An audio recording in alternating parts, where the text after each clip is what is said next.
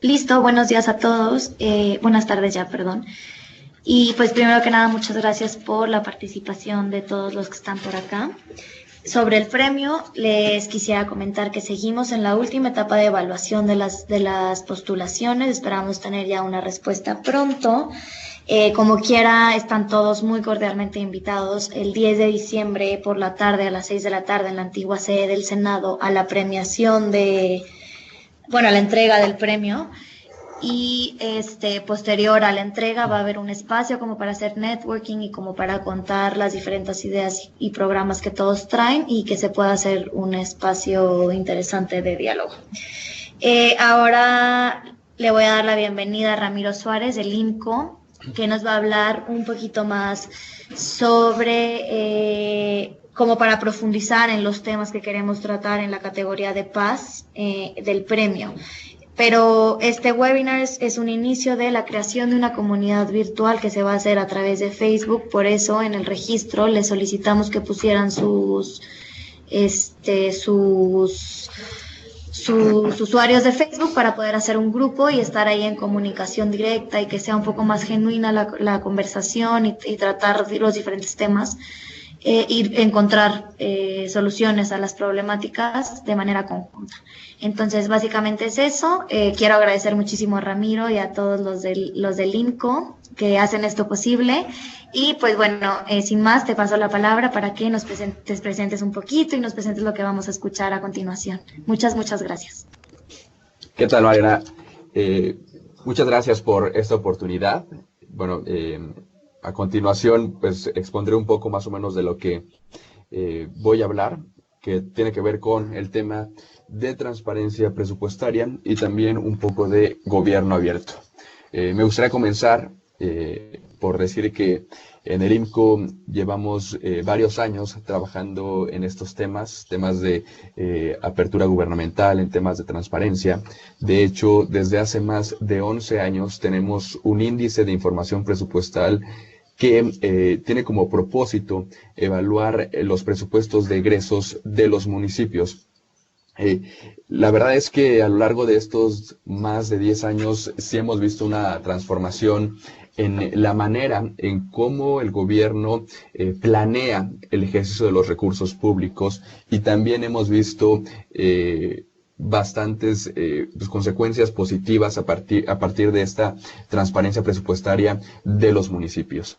Este índice de información presupuestal municipal es uno de los índices más amplios que tenemos detectados en el IMCO a nivel municipal. Se evalúan a cerca de 500 municipios de las 32, bueno, a cerca de 500 municipios de todos los estados del país y también a las 16 alcaldías de la Ciudad de México. Y lo que hacemos es verificar que el presupuesto de egresos cumpla con todos los elementos de transparencia que establece la ley, pero también que establecen las mejores prácticas de contabilidad gubernamental y de transparencia presupuestaria. Hay que recordar que, pues bueno, los municipios tienen como propósito cumplir con la provisión de bienes y servicios básicos. Esto desde la recolección de basura, la organización de mercados, panteones, el alumbrado público, el drenaje y tratamiento de aguas residuales, así como el agua, la provisión de agua potable, y también tiene algunas competencias en materia de seguridad pública. Y en este sentido, el presupuesto de egresos plasma todas las prioridades de un gobierno municipal. Es decir, si la prioridad del municipio es un tema de seguridad pública municipal, pues a partir del presupuesto del presupuesto de egresos podemos detectar la importancia que se le destina a esta materia de acuerdo a los recursos públicos que se le están asignando. Asimismo, también tiene los ayuntamientos competencias en materia de educación, por ejemplo, y también a través del presupuesto de egresos podemos ver plasmado los recursos públicos que se le destinan a esta materia. Pero pues esto no sucede en todos los ayuntamientos porque en la mayoría de los municipios los presupuestos de egresos, las leyes de ingresos, estos documentos que transparentan cómo se van a manejar los recursos públicos, no están disponibles. Sí existen, porque es una obligación que todos los entes públicos, incluidos los ayuntamientos, elaboren sus proyectos de iniciativas de ingresos en donde se estiman cuáles son los ingresos que van a recaudar los ayuntamientos, y también un tema de cómo planean gastar los recursos públicos. Sin embargo, a pesar de que llevamos más de 10 años en materia de leyes de transparencia, y a pesar de que es una obligación que estos dos documentos, las leyes de ingresos y los presupuestos de egresos, estén disponibles en los municipios, pues esto lamentablemente no sucede así en todos los ayuntamientos. Sin embargo, hay que recalcar, sí hay avances importantes en esta materia y sí se ha transformado la manera en transparentar cómo se van a ejecutar los recursos públicos. A diferencia de lo que sucedía hace 10 años, en donde menos del 10% de los ayuntamientos se tenía disponible la ley de ingresos, el presupuesto de egresos, y mucho menos aún desglosar la información financiera del municipio. Los ciudadanos no teníamos acceso, por ejemplo, al tema de la deuda pública, al tema de los tabuladores salariales, al tema de las plazas de la administración pública municipal, es decir, cuántas personas trabajaban en el ayuntamiento, los fideicomisos públicos. Bueno, temas tan relevantes para las finanzas públicas que son necesarias para que la ciudadanía tenga acceso a esa información y pueda monitorear cómo se cumplen las obligaciones constitucionales y legales del ayuntamiento dentro de su demarcación territorial.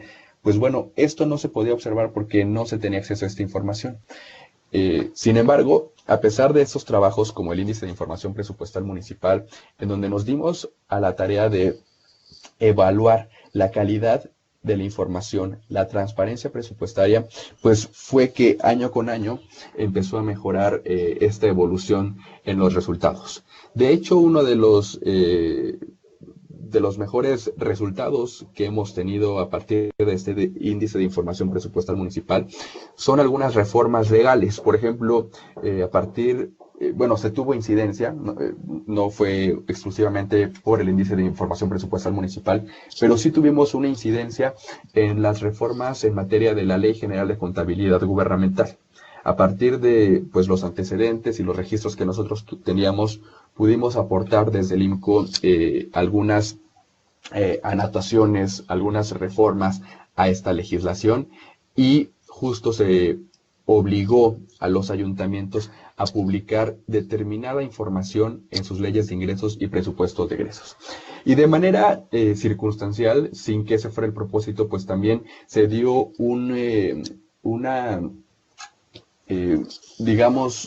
tarea, una circunstancia de gobierno abierto, de Estado abierto.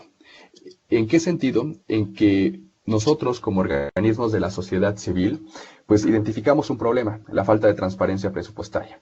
A partir de ahí empezamos a hacer el análisis y la evaluación de los presupuestos de egresos para tener evidencia de que no se transparentaban el destino de los recursos públicos. Esto tuvo como consecuencia que algunos ayuntamientos se acercaran a nosotros, pero también durante las reformas a la Ley General de Contabilidad Gubernamental en 2008 y en 2011, pues el Poder Legislativo se acercó a nosotros para que pudiéramos aportar nuestra visión como organismo especializado en materia de políticas públicas, y nosotros dentro del área de finanzas públicas como especialistas en materia de transparencia presupuestaria.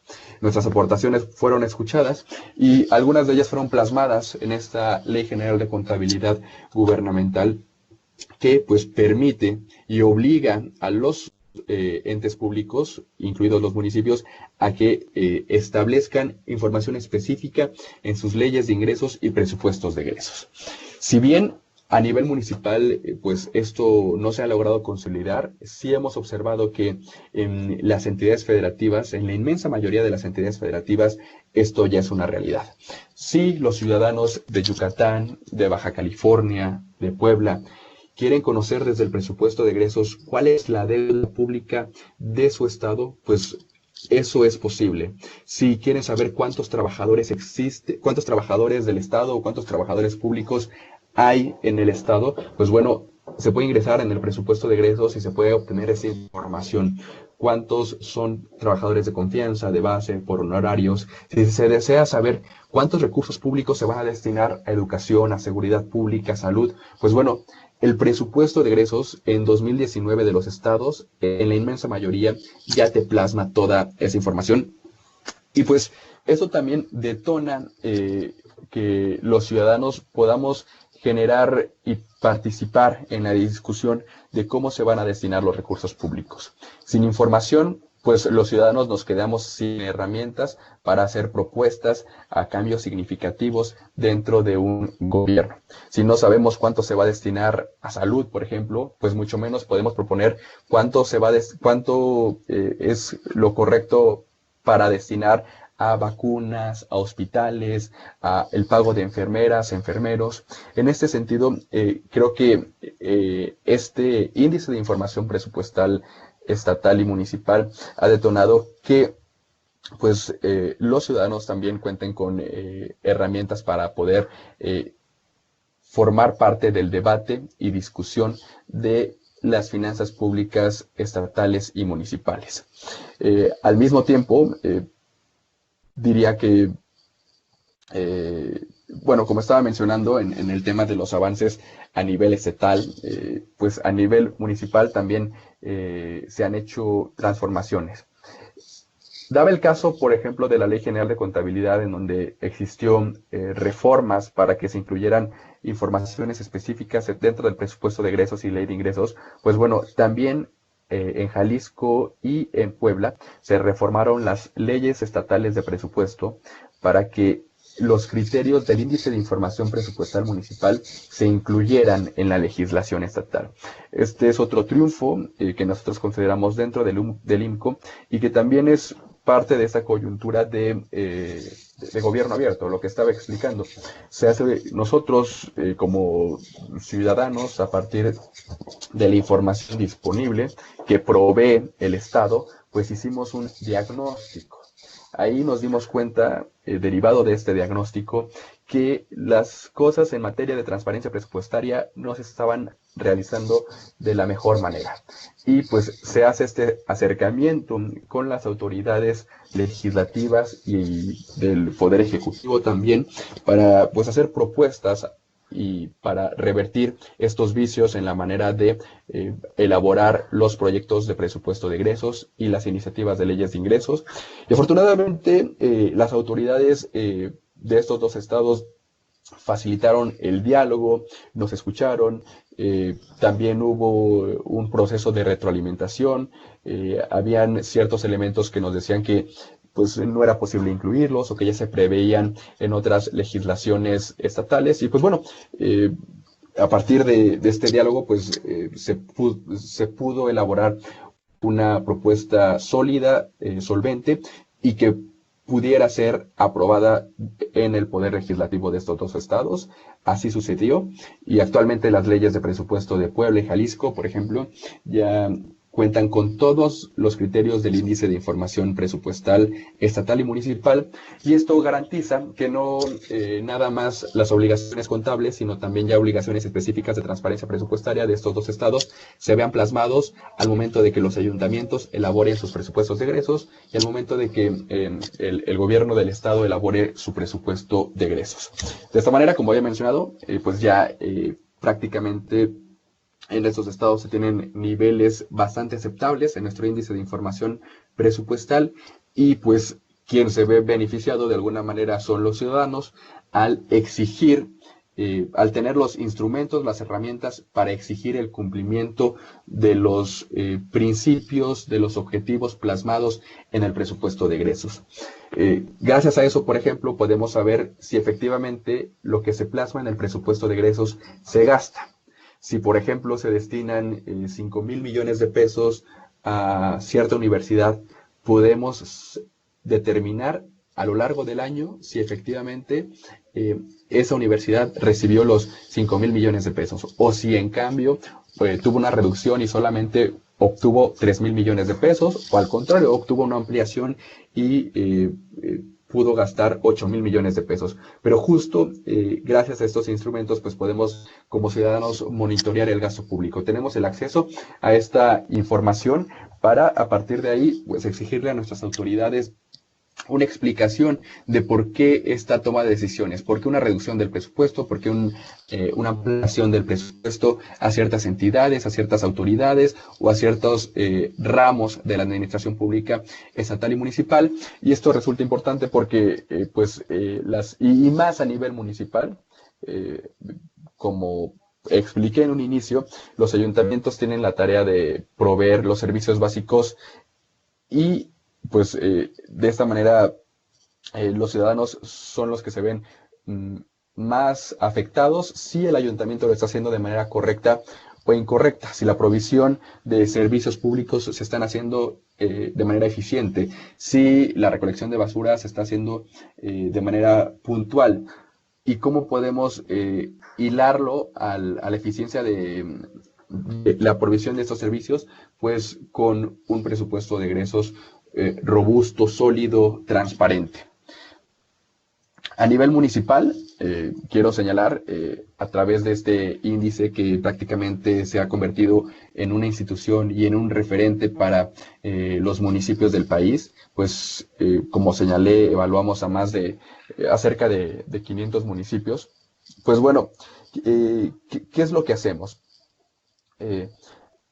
A inicios de año, en el IMCO, los investigadores del área de finanzas públicas, pues monitorean y navegan en las páginas oficiales de los ayuntamientos. Esto con el objetivo de detectar si están cumpliendo con las obligaciones de transparencia, porque pues, una de las obligaciones de transparencia es que tengan disponible su marco normativo. Y dentro de este marco normativo están las leyes de ingresos y los presupuestos de egresos. Entonces, en alrededor de los 500 municipios que nosotros monitoreamos en materia de gasto, pues verificamos si efectivamente cumplen con esta obligación en materia de transparencia y después de un proceso de más de 3 meses, pues podemos tener una lista de cuáles son los ayuntamientos que disponen al público sus leyes de ingresos y sus presupuestos de egresos. Después de descargar todas estas leyes de ingresos y presupuestos de egresos, nos damos a la tarea de hacer una relación de lo que establece la Ley General de Contabilidad Gubernamental y las leyes estatales de presupuesto, es decir, estas leyes establecen que el presupuesto de egresos del ayuntamiento debe transparentar su deuda pública y debe transparentar las condiciones de la deuda y debe transparentar los plazos de contratación de la deuda y el destino de la deuda pública. Este es un ejemplo, pero nuestro índice está conformado por 85 criterios y nosotros verificamos que estos 85 criterios basados en su mayoría en la legislación se vean plasmados en la ley. En la ley de ingresos o en el presupuesto de egresos que aprueba el ayuntamiento. Y ese es un proceso de cerca de 10 meses en los que elaboramos esta tarea. Cerca de 500 municipios, corroborando que su presupuesto de egresos sea transparente y se ajuste a la ley, y lo mismo con su ley de ingresos. Y al acabar con todo este proceso, pues ya hacemos un ranking de cuáles son los municipios que más cumplen en materia de transparencia presupuestaria y los que menos cumplen en materia de transparencia presupuestaria. De hecho, sí tenemos identificado muy buenas y malas prácticas y creo que es importante que se haga este tipo de ejercicios porque lo que envuelve en esencia este índice de información presupuestal es un monitoreo al gasto público de los ayuntamientos. Y hay que señalar que no son cantidades menores. Por ejemplo, en el último dato que tenemos registrado, en 2016, los ayuntamientos gastaron alrededor de 436,000 millones de pesos. Esto no es una cantidad menor. Ningún estado de la República tiene esta cantidad de recursos públicos, manejo de recursos públicos, más bien, y Pues por eso consideramos importante hacer este rastreo de las finanzas públicas municipales. Y afortunadamente, a pesar de que existen algunas ayuntamientos en donde pues existen deficiencias en la manera en la que se administra y presupuestan los recursos públicos, sí hemos encontrado muy buenas prácticas en materia de transparencia y de gobierno abierto. Por ejemplo, uno de los casos en donde pues lo tomamos como referencia y como una muy buena práctica es lo que sucede en Mérida, el municipio de Mérida, Yucatán. El año pasado aprobaron un acuerdo, el Cabildo aprobó un acuerdo por el cual se crea un consejo consultivo del presupuesto y ejercicio del gasto del municipio de Mérida. Esto, además de ser un factor de transparencia, pues también envuelve los principios de gobierno abierto. ¿En qué sentido? En que facilita la participación ciudadana, porque este consejo consultivo forma parte, este consejo consultivo, no solo autoridades municipales, sino también organismos de la sociedad civil, cámaras empresariales. También es un elemento que propicia la rendición de cuentas. ¿En qué sentido? En el que se hace un monitoreo y un rastreo del ejercicio de los recursos públicos, en donde se puede poner mucha más atención a la administración y si se hace de manera eficiente o no, pues los impuestos que pagamos a nuestros ayuntamientos, y tener una certeza de que efectivamente se están destinando a las competencias y a las necesidades del ayuntamiento. Este acuerdo para la creación del Consejo Consultivo del Presupuesto y Ejercicio del Gasto del municipio de Mérida fue en 2018 y al menos está aprobado y al menos tendrá una vigencia hasta 2021 cuando haya un cambio de administración. Pero justo es uno de los elementos que tenemos como prueba de lo que se puede conseguir cuando pues se hace un trabajo robusto y también cuando se tiene esta cercanía con las autoridades. Mérida hasta 2015, desde que hacemos el índice de información presupuestal municipal, en 2009 hasta 2015, la realidad es que tenía resultados muy pobres en materia de transparencia presupuestaria. ¿Qué significa esto? Que pues los ciudadanos de Mérida no tenían acceso a cuántos de sus recursos públicos se destinaban a salud, a seguridad pública, a la recolección de basura, a mantener en orden y limpios los parques y cuidados, los parques y jardines del ayuntamiento. Entonces, todas las obligaciones municipales, pues no se conocían cuántos recursos públicos se les estaban destinando. Sin embargo, a partir de 2016, el Ayuntamiento de Mérida se acerca a nosotros y nos manifiestan su deseo de incorporar todos los criterios del índice de información presupuestal municipal en su presupuesto de egresos. A partir de ahí existe una relación de trabajo. Hay que señalar también que todas estas colaboraciones por parte de IMCO son gratuitas. Nosotros somos una asociación civil y no recibimos recursos públicos justo para mantener esta imparcialidad y objetividad al momento de elaborar nuestros análisis.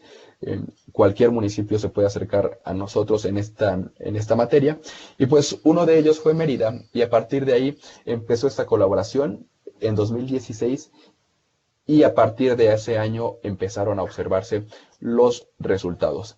Incrementó de manera significativa en nuestro ranking Mérida en materia de transparencia presupuestaria y en la última edición de nuestro índice pues ya era uno de los municipios que ocupaba el primer lugar en materia de transparencia presupuestaria. Además, hay que señalar que Mérida pues ya contaba con algunos avances en materia también de gobierno, en algunos de los elementos de gobierno abierto. De hecho, en 2014, 2015, el IMCO presentó un índice de herramientas electrónico para gobiernos locales, Mérida ocupó el primer lugar. ¿Y qué significaba obtener el primer lugar en nuestro índice de herramientas de herramientas electrónicas? Pues bueno, que los ciudadanos de Mérida, desde el portal del ayuntamiento, pues podía tener acceso a todo el catálogo de trámites municipales. Existía un chat en línea, bueno, seguramente existe todavía, pero al momento de hacer esa evaluación, existía un chat en línea que respondía a las dudas, quejas de los ciudadanos dirigidos a la autoridad municipal. También existía la posibilidad de levantar reportes a través de la página del ayuntamiento. Igualmente, un sistema de información geoestadística poco visto en otros ayuntamientos, herramientas para el pago de servicios públicos municipales, como el predial, por ejemplo. Entonces, la realidad es que en esta materia Mérida ya lo estaba haciendo bastante bien. Ya existían antecedentes en materia de gobierno abierto que pues facilitaban también cumplir con los criterios de transparencia y específicamente de transparencia presupuestaria. Entonces, con todo esto, pues en 2018 se genera un consejo consultivo que propició pues la participación de las autoridades. Fue una participación tripartita, organismos de la sociedad civil, autoridades municipales y cámaras empresariales. Entonces, y que también pues promovía la transparencia y la rendición de cuentas del manejo de los recursos públicos. Entonces, justo es otro de los factores que tenemos como referencia en materia de resultados que hemos obtenido a partir de ese índice de información presupuestal municipal y que hemos observado transformaciones puntuales en el quehacer gubernamental.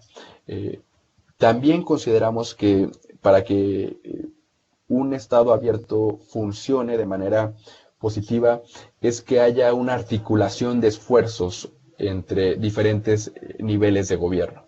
Y a través del índice de información presupuestal municipal pudimos también observar esa transformación en el Estado de Coahuila. En el Estado de Coahuila existen 38 municipios. Todos los municipios de Coahuila son evaluados en el índice de información presupuestal municipal. Y todos los municipios de Coahuila, en el índice de información presupuestal municipal, cumplen al 100%.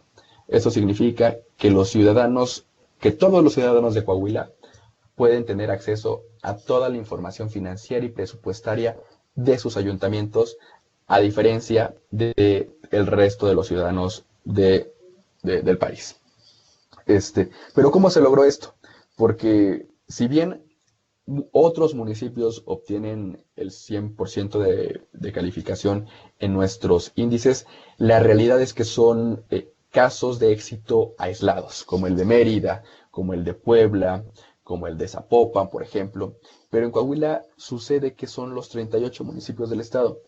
¿Qué pasó ahí? Pues bueno, la Auditoría Superior del Estado se acerca al IMCO para que haya una colaboración mutua entre el IMCO y la Auditoría Superior del Estado y también los ayuntamientos.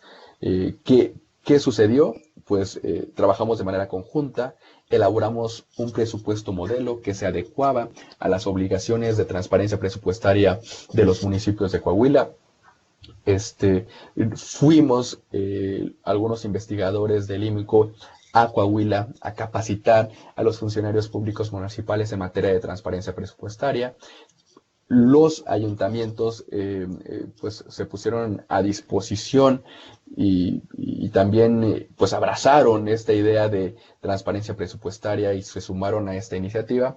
Y la Auditoría Superior del Estado de Coahuila pues fungió como articulador de esfuerzos entre el IMCO y los ayuntamientos. Entonces, creemos que también es necesario esta cooperación de diferentes órganos de gobierno, de organismos de la sociedad civil, para obtener las transformaciones locales que son necesarias en las diferentes materias de la administración pública municipal.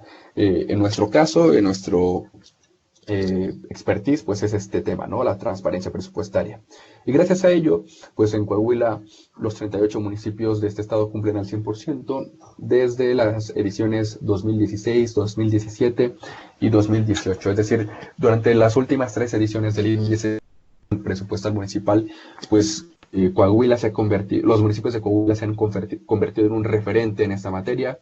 Y podemos saber cuáles son los fideicomisos que tienen, la deuda que tienen, el gasto en comunicación social, el gasto en salud, en educación, en pago de salarios, en fin, en todas las esferas de la administración pública municipal, algo que sucede en muy pocos municipios, pero que, como observamos, sí hay casos de éxito y que también se convierten en verdaderas transformaciones en la manera de ejercer sus funciones, y que, como pues también señalan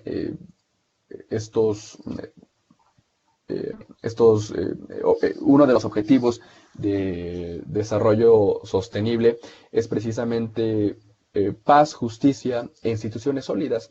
Y definitivamente sí hay una transformación en el tema de fortalecimiento institucional. Porque el hecho de que un presupuesto sea transparente y que desglose toda la información financiera que los ciudadanos necesitan, atrás de ello llevan varias acciones. ¿En qué sentido? En que existe una tesorería municipal robusta, capacitada, que conoce todas sus obligaciones y que cumple con estas obligaciones de transparencia presupuestaria. Es decir, no nada más requiere de una buena voluntad del presidente municipal de, ok, hay que cumplir con las obligaciones de transparencia presupuestaria, hay que sumarnos a esta iniciativa del índice de información presupuestal municipal. No, también se requieren funcionarios que pues sean capacitados, que cumplan con un perfil óptimo, que se nutran de las perspectivas, las visiones, el conocimiento de otras autoridades, de otros institutos especializados. Y esto se ha logrado en algunos municipios del país en virtud del índice de información presupuestal municipal, como en Coahuila, pero también me voy a pasar a otro caso de éxito como el de Puebla. Puebla también es uno de los municipios pioneros en materia de transparencia presupuestaria, y ellos sí, desde inicios de nuestro índice también se sumaron a esta iniciativa, y las transformaciones que han existido en este ayuntamiento son evidentes. Justo cuando iniciaba este proceso de colaboración entre el INCO y el gobierno municipal de Puebla, pues al verificar su presupuesto de egresos, los miles de millones de pesos que planeaba gastar el ayuntamiento de Puebla, pues se veían plasmados en 2, 3 páginas. Verdaderamente una manera muy pobre de proyectar el gasto municipal. Y esto sucede todavía en muchos municipios del país. Pero bueno, Puebla decidió sumarse al índice de información presupuestal municipal, a abrazar los indicadores del INCO, y actualmente pues el presupuesto municipal de Puebla es desglosado en más de 100 páginas. Pero los cambios, los vicios que se rompieron en virtud de esta manera de plasmar y transparentar el gasto, pues han sido notorios. Una de las funcionarias municipales con las que hemos tenido pues esta relación a partir del índice de información presupuestal municipal de más de 5 años, pues nos han explicado y nos han compartido las experiencias que tenían. Desde el hecho de que, por ejemplo, la coordinadora de transparencia fuera con las unidades de gasto a pedirles la transparencia o la explicación de sus rubros de gasto, y que las otras unidades administrativas respondieran, pues yo no tengo la obligación de responder eso, yo no tengo la obligación de transparentar eso, o pues esto puede generar ciertos conflictos al transparentar esta información, pues se empezó a cambiar de cierta manera la cultura de la administración pública municipal cuando empezaron a acceder a prestar esta información. En un inicio era un rechazo absoluto, era una negación total a proveer esa información, pero a base de insistencia, de la constancia, también de los resultados del índice de información presupuestal municipal, es que empezó a existir este cambio en la manera de ver la administración pública municipal, al menos en materia de transparencia presupuestaria. También, por ejemplo, en Puebla hubo una digitalización de la Gaceta Municipal, justo otro de los elementos del gobierno abierto es ayudarnos de las tecnologías de la información para pues incidir de mejor manera en la gestión de los servicios públicos municipales, en la rendición de cuentas también. Y pues, ¿cómo cambió a partir del índice de información presupuestal municipal? Cuando la Gaceta Municipal en papel también empezó a publicarse en versión electrónica. ¿Qué significa esto? Que todas las resoluciones, los acuerdos, los reglamentos aprobados por el Cabildo Municipal de Puebla, pues no nada más iban a estar en papel, también iban a estar a disposición de todo el público y de cualquier parte del mundo a partir de su portal, a partir del portal del ayuntamiento. Es decir, desde el portal del ayuntamiento nosotros podemos conocer los acuerdos, las votaciones de nuestros regidores. ¿Y por qué cambió esto? Porque justo uno de nuestros criterios del índice de información presupuestal municipal era ese tema, que el presupuesto de egresos estuviera disponible en la versión electrónica de la Gaceta Municipal. Y como Puebla quería alcanzar el 100% en nuestro índice de información presupuestal municipal, pues tuvo que remover esos vicios que se tenían para poder alcanzar el 100%. Y con la buena voluntad y con el perfil idóneo y correcto de los encargados de la coordinación de transparencia del municipio de Puebla, pues se pudo alcanzar. Y actualmente, pues, este tema pues se revirtió y también es otro de los casos de éxito que tenemos. No nada más transparentar nuestros recursos públicos, sino también empezar a involucrarse con pues los sistemas de información que tenía a su disposición el ayuntamiento. Y como mencionaba, todo esto deviene en un fortalecimiento de las instituciones municipales.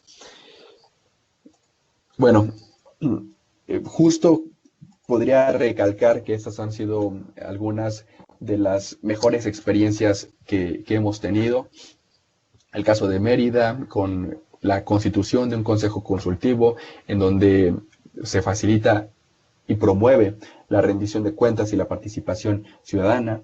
El caso de Puebla, que pues no nada más se queda en el tema de transparencia, sino también decidió dar un paso al frente en materia de gobierno electrónico, y que pudo ser posible a partir de este índice de información presupuestal municipal, al menos en el tema de la Gaceta Municipal en versión electrónica. Y también en el caso de Coahuila, que a partir de una articulación de esfuerzos en donde estaba representada la sociedad civil como institución, como IMCO, donde estaban las autoridades municipales de diferentes niveles y se pudieron alcanzar los resultados positivos.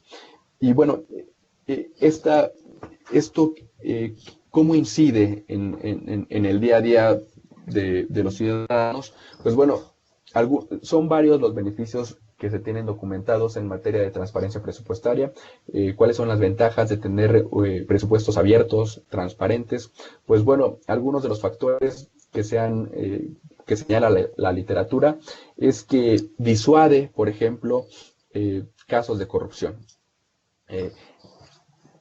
Que un gobierno sea transparente no significa que sea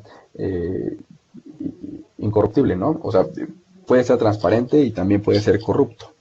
Lo que sucede cuando un gobierno es transparente es que sí es más difícil que el gobierno ejerza esas funciones o esas competencias ayudadas de la corrupción, porque ya existen elementos para que la academia, los periodistas, los ciudadanos puedan rastrear esas actividades y sea más fácil detectar esas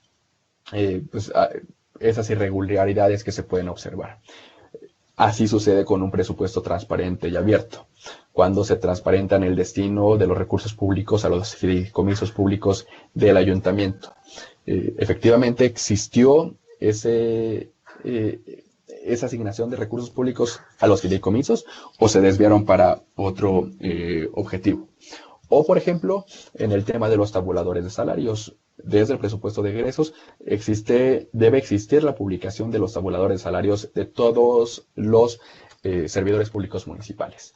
De esta manera se puede comparar si efectivamente se recibe lo que se señala en el presupuesto o al verificar, por ejemplo, en la cuenta pública o en una solicitud de información cuál es el salario del servidor público y resulta que gana más de lo que señala el presupuesto, pues también ahí existe una irregularidad. Entonces, esta es una de las ventajas que tiene el presupuesto abierto y transparente, y también el hecho de renovar o regenerar esta confianza entre el ayuntamiento y el municipio, entre el ayuntamiento y los ciudadanos.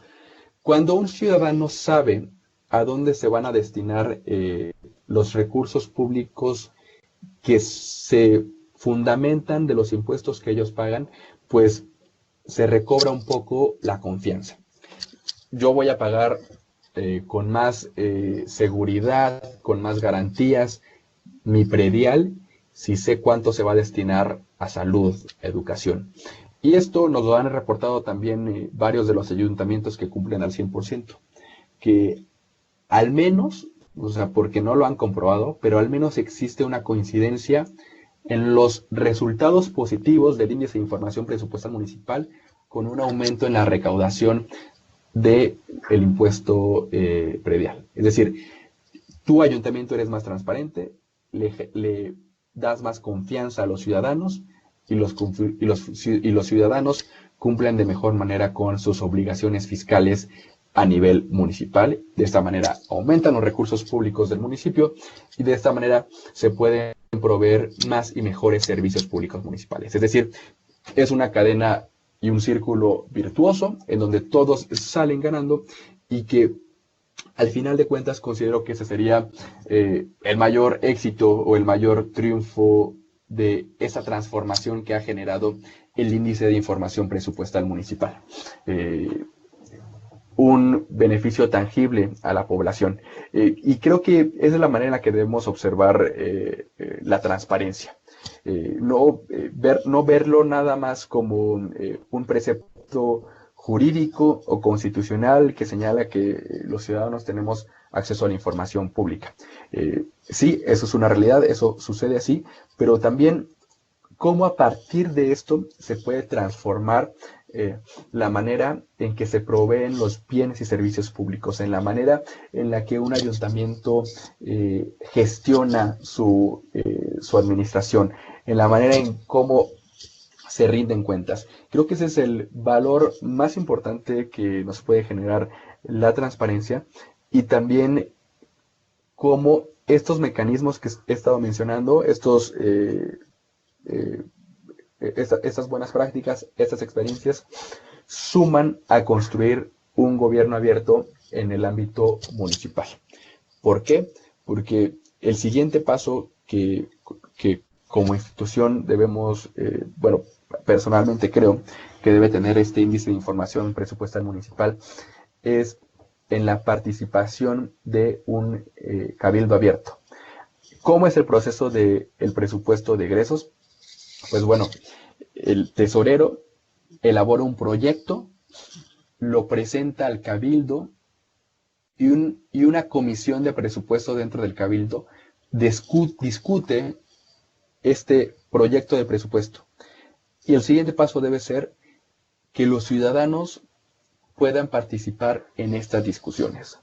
Los ciudadanos tienen probablemente un mejor tacto de cuáles son las necesidades de su barrio, de su colonia, cuáles son las mejores, el mejor destino de recursos públicos del ayuntamiento. Y creo que ese es el siguiente paso que se debe dar. Cómo transformar la manera de asignar los recursos públicos, no solo desde una visión del gobierno municipal, que indudablemente este debe permanecer por siempre, la participación del ayuntamiento en este proceso, pero facilitar las voces, la participación de sectores de la población en este proceso, para que se puedan asignar de mejor manera los recursos públicos. ¿Y cómo se puede lograr eso? Pues a partir de esta incidencia, a partir de la generación de instrumentos y herramientas como el índice de información presupuestal municipal. Justo este índice de información presupuestal municipal también está dirigido a la ciudadanía. Una ciudadanía que pues tenga los resultados de su ayuntamiento y que vaya a exigir al presidente municipal, al tesorero: oye, aquí se están haciendo mal las cosas, aquí no me estás cumpliendo con la ley porque no me estás transparentando tu deuda, tus fideicomisos. Necesitamos esta provisión de información porque queremos saber cómo se van a gastar nuestros recursos públicos y a partir de ahí generar estos espacios de debate, de discusión del proceso presupuestario. Y también participar en el proceso post, es decir, el presupuesto de egresos no se debe quedar únicamente como un acto jurídico que una vez aprobado se olvida. Hay que darle monitoreo y seguimiento, y justo los ciudadanos a través de este índice de información presupuestal municipal pues tienen todos los datos para poder dar seguimiento y monitoreo a este ejercicio del gasto público, a poder llamar a rendir cuentas a sus regidores, a sus tesoreros, a sus presidentes municipales, de por qué no se ajustan los montos y las disposiciones señaladas en el presupuesto con la realidad, por qué se gastó más en comunicación social, por qué se gastó más en un gasto burocrático en vez de inversión pública, en vez de ayudas sociales. Es decir, creo que nuestro índice de información presupuestal municipal no nada más está dirigido para que los ayuntamientos cumplan con las obligaciones de transparencia y de contabilidad gubernamental y de disciplina financiera, sino también está dirigido para que la población y específicamente más en los ayuntamientos, por esta cercanía que existe con las autoridades municipales, puedan enganchar el índice y el tema de transparencia con la administración de los recursos públicos y que esta administración de recursos públicos sea lo más eficiente posible para que genere un bienestar a la población. Creo que ese es el siguiente paso que se debe tener y que justamente cerraría este círculo en materia de gobierno abierto.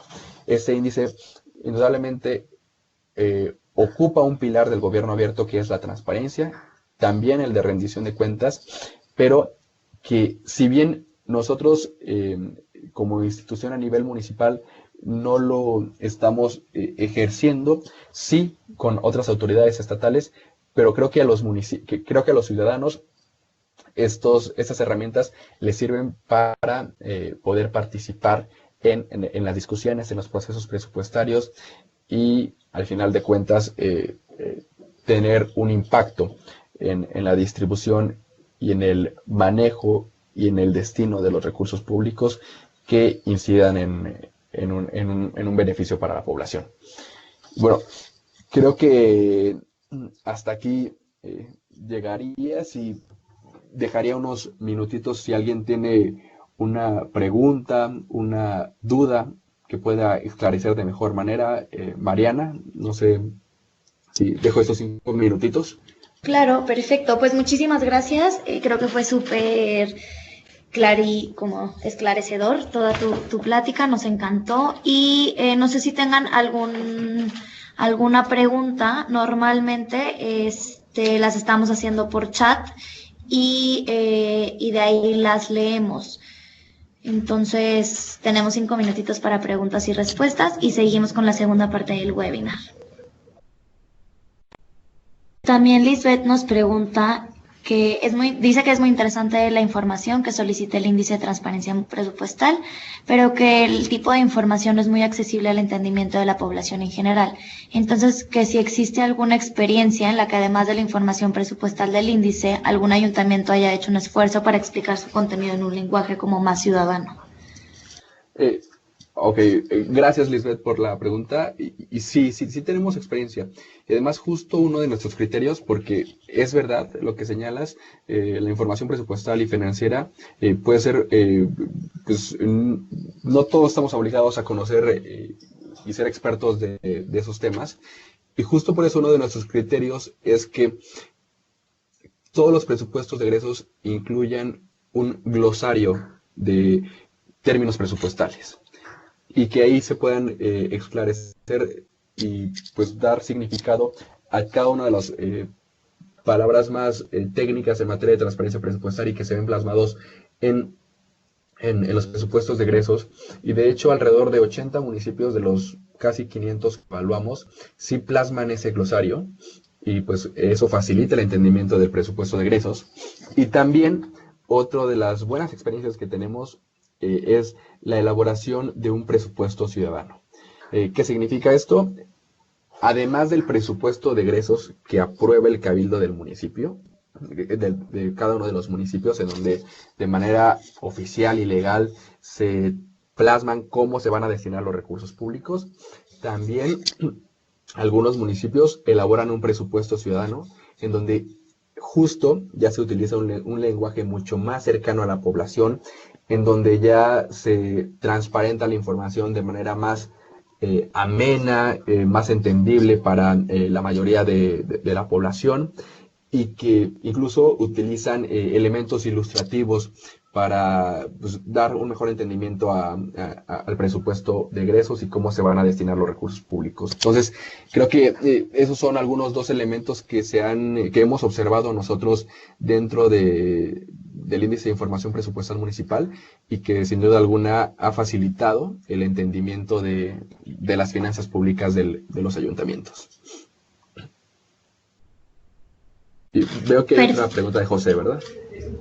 Sí, justo. Dice, en Sonora existe la Ley de Participación Ciudadana y en específico en el municipio el Reglamento de Participación Ciudadana que establece que de utilizarse se deberá etiquetar el 20% del total del presupuesto para obra que decidan los vecinos a través de comités.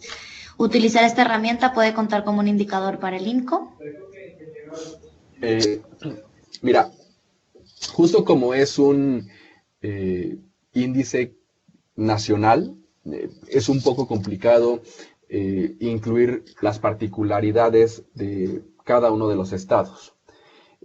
Pero sin duda alguna, para los ciudadanos de Sonora, el índice de información presupuestal municipal puede ser un instrumento que ayude a verificar que efectivamente los ayuntamientos están destinando el 20% de los recursos públicos a la obra que decidan los vecinos. Entonces, ahí claramente puede existir un impacto bastante sustantivo de la incidencia de la transparencia presupuestaria, en el sentido de que los vecinos precisamente pueden, pues, o llamar a rendir cuentas a las autoridades municipales, o incluso tomar otras medidas para hacer exigible y accionable esta obligación que tienen los ayuntamientos de Sonora de destinar el 20% a la obra pública que decidan los vecinos. Creo que es un muy buen caso, un muy buen ejemplo de cómo se puede incidir en este tema de transparencia presupuestaria. Listo. Y por último, Daniel felicita la iniciativa y pregunta si se tendrá documentado si hay alguna relación entre el aumento de calificación del índice y la disminución de solicitudes de acceso a la información del sujeto obligado. ¿Cuál es el índice más reciente o si se tendrá índice para el próximo año? Mira, el índice más reciente se publicó en marzo de 2018 y se evaluaron las leyes de ingresos y presupuestos de egresos de los municipios del ejercicio fiscal 2017. El siguiente índice se va a publicar en 2020 y se van a evaluar las leyes de ingresos y los presupuestos de egresos de los municipios del ejercicio fiscal 2020. Entonces, los invitamos a que estén atentos a observar los resultados en materia de transparencia presupuestaria de sus municipios y que a partir de ahí pues puedan dar un seguimiento y un monitoreo al ejercicio de los recursos públicos en sus ayuntamientos. A la otra pregunta, mira, la verdad es que al menos nosotros no tenemos documentado si existe una relación entre solicitudes de información en materia de gasto del municipio, si existe una disminución a partir del índice de información presupuestal municipal. La verdad es que no existe ese registro, no sé si existe esa relación o no, pero lo que es una realidad es que gracias a este índice, en buena medida, lo podría decir en buena medida, gracias a este índice, pues los ciudadanos ya no necesitan enviar una solicitud de información y esperar a que la autoridad municipal responda en 20 días, lo que pues cualquier ciudadano puede hacer si su municipio cumple y se apega a este índice, es únicamente solicitar el presupuesto de egresos o verificar que esté en la página del municipio y en ese presupuesto de egresos observar los temas más relevantes de las finanzas públicas. La deuda, los fideicomisos públicos, los salarios, los tabuladores, los sueldos, el destino de gasto a salud, educación, seguridad pública. Entonces, sí podría haber, esa es una realidad. Ya no es necesario enviar una solicitud de información si su municipio plasma y cumple con todas las obligaciones de transparencia. Perfecto, pues no te quitamos más tiempo. Muchísimas gracias, Ramiro. En verdad estamos muy agradecidos desde el PNUD por este webinar. Y continuamos con Pablo, quien nos va a hablar un poco también del Instituto Mexicano para la Competitividad, INCO, quien nos va a hablar un poco de técnicas para generar datos y metodologías para mitigarlos, para detectar riesgos de corrupción, sobre todo en compras públicas estatales y municipales. Esto porque consideramos que es de vital importancia generar políticas y lineamientos para prevenir, detectar, investigar y sancionar actos de corrupción. Pues muchas gracias, Ramiro, y hola, Pablo, bienvenido. Muchas gracias por estar acá. Hola a todos, muy buenas tardes. ¿Me escuchan bien? Todo perfecto, sí. Excelente. Pues muchísimas gracias por la invitación.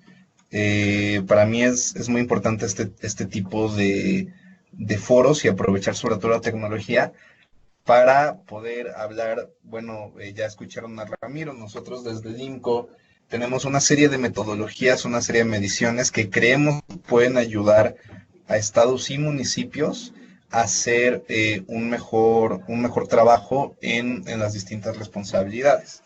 En este caso yo soy coordinador del área anticorrupción acá en el INCO y lo que me gustaría mostrarles, y para eso está una pequeña presentación, lo que me gustaría mostrarles es la utilidad de utilizar algo que en un principio suena un poco complejo, pero no lo es tanto, pero utilizar datos estructurados para detectar riesgos de corrupción en compras públicas. Digo, no es secreto para nadie, pero cuando vemos, digamos, casos de corrupción, existen muchos tipos de corrupción, por así decirlo, ¿no? No es lo mismo hablar de la mordida al oficial de tránsito, de extorsión en ventanilla o una extorsión a un negocio, y no es lo mismo hablar del desfalco que puede hacer algún funcionario a través al dinero público, ¿no? Todos tienen causas distintas, lógicas distintas y por lo tanto mecanismos de detección, de prevención y de investigación distintos. Entonces, en los últimos años, las compras públicas han sido un foco de riesgo muy importante. Entonces, nos vamos a concentrar... Pablo, un segundo. Perdona, ¿tú podrías tomar el control de la presentación para que la puedas ir avanzando, por favor? Sí, claro que sí. A la parte de atrás te va a aparecer una opción para que tomes el control y puedas ir avanzando slide tras slide a medida que tu discurso y tu presentación lo permita. Justo lo moví una diapositiva, no sé si así funcione, ¿sí es? No, entonces mira, lo que vas a hacer es que a la parte superior te va a aparecer algo como tomar control como moderador, una opción que diga tomar control como moderador y ahí te va a aparecer la opción. Ok,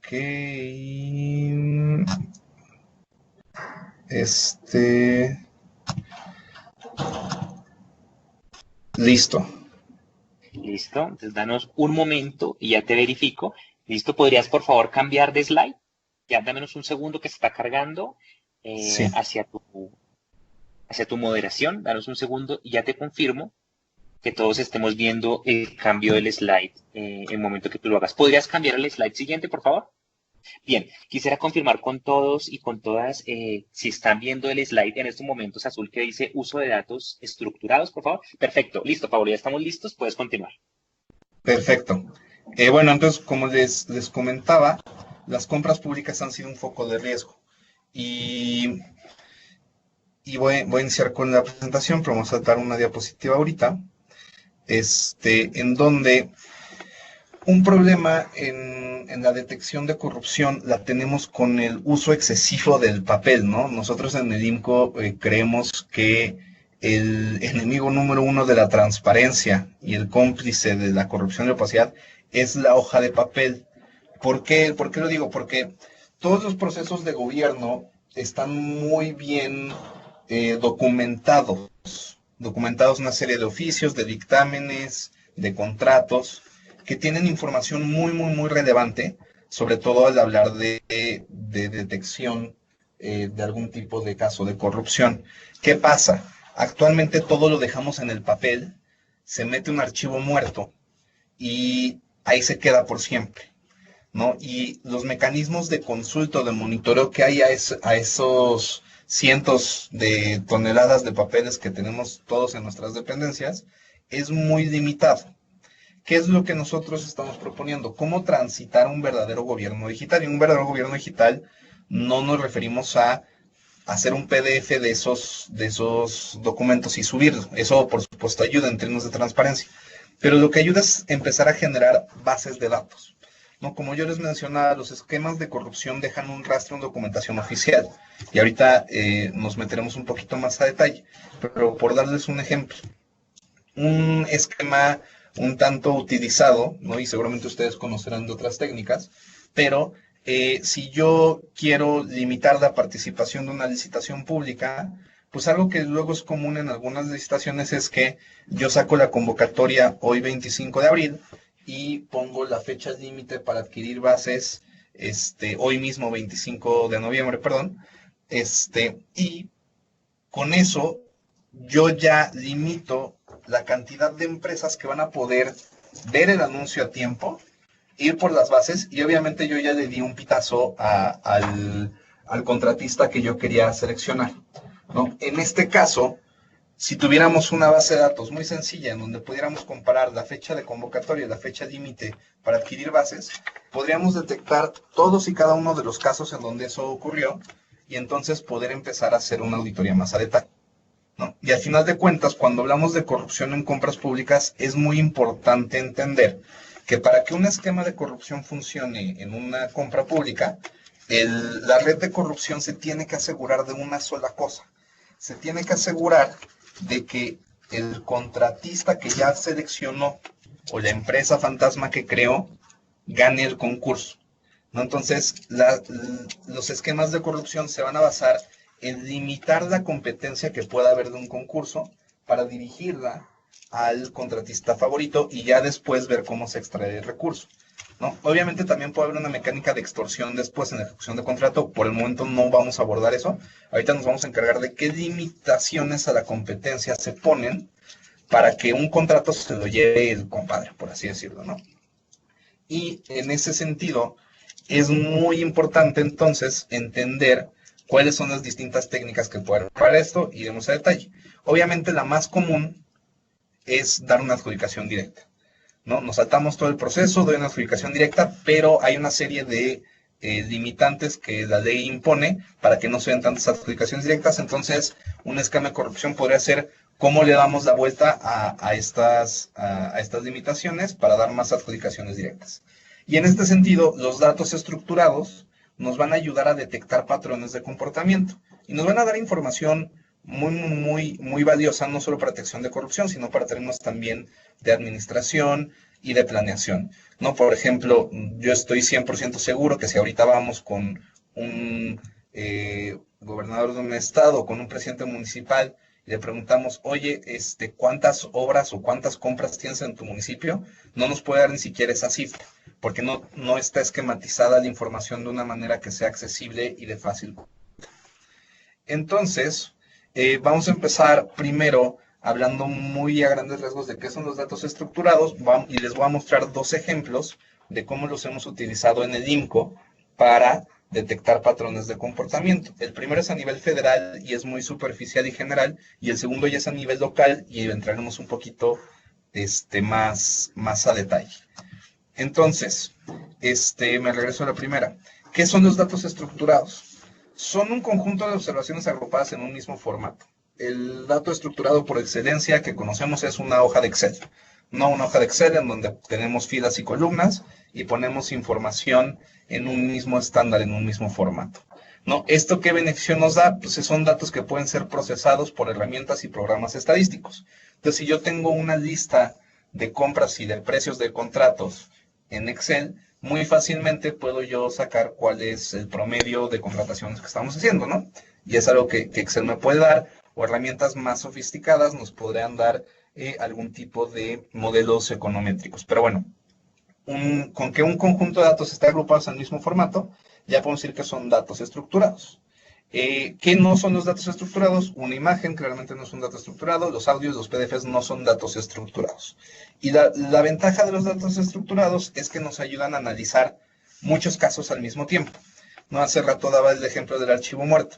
Si nosotros detectamos un caso de corrupción, entonces analizamos los documentos, pero nos tenemos que ir caso por caso al documento, al contrato, y no nos vamos a dar cuenta si esta modalidad que están haciendo de corrupción, como el de las fechas que mencioné rápidamente hace poco, lo están haciendo más personas en repetidas ocasiones. Solo podremos ver, digamos, el árbol y no el bosque. Entonces, unos datos estructurados, al hacer la información comparable, nos permiten ver todo esto. Ahora, si nosotros subimos PDFs de estos documentos, aún con los PDFs, salvo con herramientas muy sofisticadas, no vamos a poder hacer este mismo análisis. Entonces, lo importante es no solo subir PDFs, que obviamente las leyes de transparencia nos piden, y es un proceso un tanto engorroso, pero también empezar a generar bases propias que nos permitan hacer un análisis mucho más detallado. Entonces, ¿cómo generamos bases de datos? Uno es, pues, aprovechando las existentes, ¿no? Complanet obviamente tiene un descargable, tiene ciertas bases de datos que aunque tienen datos insuficientes son importantes, pero también podemos aprovechar los sistemas internos que tengamos, herramientas tecnológicas un poco sofisticadas, como la minería de texto, etcétera, que nos pueden ayudar a sacar información de procesos ya iniciados, pero muchas veces lo más fácil es empezar de cero, establecer una herramienta de captura simple que nos ayude a identificar cuál es nuestro propósito y cuáles son nuestros objetivos y los datos que queremos incorporar. Porque al momento de generar una base de datos, pues tenemos que primero establecer qué datos quiero yo, ¿no? En una contratación pública, obviamente el ganador del contrato, los participantes, los montos de participación, etcétera, ¿no? Y con una base de datos estructurada, en donde tengamos información mínima, es posible hacer una serie de análisis. Ahorita les voy a mostrar un índice de riesgos de corrupción que hicimos a nivel federal para ver cómo estas herramientas estructuradas con información muy sencilla nos puede dar, digamos, un panorama mucho más amplio de las contrataciones. Lo que hicimos fue analizar 700,000 procedimientos de compras públicas del gobierno federal, que insisto, suena mucho, ¿no? Es el 10% del gasto de 2012 a 2017, pero esto se puede hacer de una manera relativamente sencilla, si se pueden estructurar los datos. Y esta base de datos contó con información de 200 millones de celdas de información. ¿Qué hicimos con esto? Con esto nosotros nos enfocamos en medir riesgos. Y aquí esta diapositiva es muy importante para el resto de la presentación, porque es muy importante enfatizar que toda la metodología, todos los indicadores que vemos a continuación miden riesgos, no emiten sentencias. Entonces podemos identificar problemas potenciales, pero no podemos asegurar que son casos de corrupción. Para esto obviamente tiene que haber una investigación, una auditoría y una sentencia. Lo que quieren hacer estas métricas es facilitar y mejorar estos procesos de auditoría, en donde en lugar de estar viendo caso por caso, podemos identificar desde antes todo el universo cómo se comporta y entonces dirigir nuestros esfuerzos hacia procesos en específico. Y para nosotros, un riesgo de corrupción es algo muy sencillo. Tenemos falta de competencia o barreras a la competencia, falta de transparencia y anomalías. Falta de competencia, el ejemplo que ya les había dado, cómo modificamos las fechas para limitar el número de visitantes que puedan entrar. Falta de transparencia, pues que no estamos subiendo los documentos. Y anomalías, por ejemplo, si se le están dando contratos a una empresa que ya fue identificada como empresa fantasma. Estos son solo ejemplos. Nosotros lo que hicimos fue generar e integrar bases de datos ya existentes de Compranet, estimamos indicadores, vimos calificaciones de riesgo y generamos un índice para cada unidad compradora registrada en Compranet. ¿Cuál es el problema? Compranet tiene un acceso muy difícil a la información y no tiene la información necesaria en su totalidad. Por ejemplo, un elemento clave para identificar un riesgo de corrupción puede ser cuántas empresas fueron descalificadas, ¿no? Cuántas propuestas se presentaron y cuántas fueron solventes y cuántas fueron descalificadas. ¿Por qué? Porque otro elemento que vemos muy comúnmente es cuando se dirige un concurso, ¿no? Nos ha tocado ver casos muy hasta chuscos en donde en compras de patrullas, dentro de las bases o de los requisitos técnicos, la unidad compradora establece que el coche tendrá que ser de 118 caballos de fuerza. No mínimo, no máximo, sino exactamente de 118 caballos de fuerza. ¿Por qué? Porque entonces ya sabe que el proveedor que quiere tiene esa potencia en los motores y el resto los van a descalificar en función de las bases, ¿no? Digamos, es un ejemplo muy rudimentario de cómo se pueden hacer, pero es importante decir que esta barrera a la información se puede detectar simplemente si vemos, en lugar de estar analizando una por una de las bases, si vemos cuántas propuestas se presentan y cuántas se descalifican, donde si se descalifican a un gran número de propuestas, hay mayor probabilidad de que haya habido algún tipo de concurso dirigido. En ese sentido, si no tenemos en nuestra base de datos el registro de cuántas propuestas fueron solventes en función de las que se presentaron, no lo podemos hacer. Este es un dato que no tiene Compranet y por lo tanto no podemos hacer ese tipo de análisis y entonces los resultados son un tanto limitados. Y también es muy difícil porque este es un screenshot muy básico de Compranet, tiene una base de datos descargable, pero la mayoría de la información viene en un sitio web que no está estructurado y entonces es difícil poder extraer información, además de que no es muy amigable al usuario y alguien que no entra recurrentemente a Compranet, si es la primera vez que se enfrenta a Compranet, muy difícilmente va a poder tener la información que estaba buscando. Para nuestras bases de datos generamos, se utilizaron 9 fuentes distintas, porque Compranet tiene diversas bases, pero también los RFCs fantasmas del SAT, y programamos robotcitos para que nos sacaran información. Y generamos 16 variables que miden, como les mencionaba, la falta de competencia. Entonces, si hay barreras de acceso a los proveedores, la intensidad y variedad de su participación, si los contratos se están concentrando en pocos proveedores o si se está eludiendo una licitación pública.